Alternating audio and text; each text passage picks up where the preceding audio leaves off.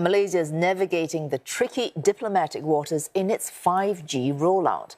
This after foreign diplomats from the United States and the EU raised their concerns of national security risks if Huawei is involved in the network. CNA's Melissa Goh has more from Putrajaya.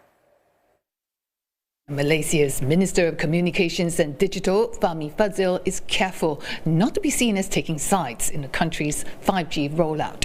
Now, speaking at a news conference in Putrajaya earlier, Malaysia says will see a second 5G network next year after the first network built by Swedish telco Ericsson reaches 80% coverage.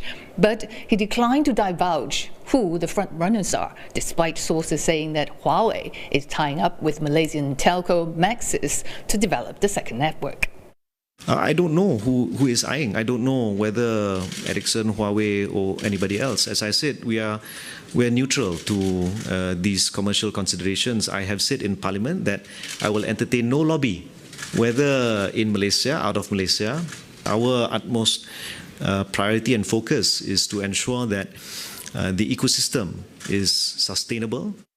Malaysia is said to be lagging other regional countries in rollout of 5G services. Now, available since late last year, the rollout is said to be uneven and the adoption rate is low. Now, Maxis, one of the country's largest mobile network operators, has yet to sign the access agreement.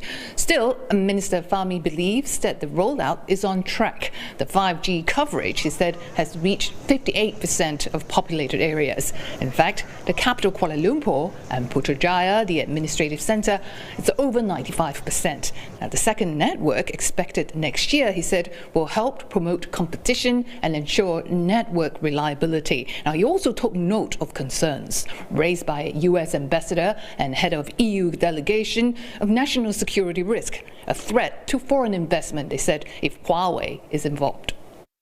Dan penting ditegaskan bahawa sebagai sebuah negara yang berdaulat, Malaysia dan kerajaan Malaysia mempunyai hak dan kuasa untuk menentukan dasar dalam negara kita sendiri tanpa kacau ganggu ataupun keterlibatan mana-mana pihak yang lain.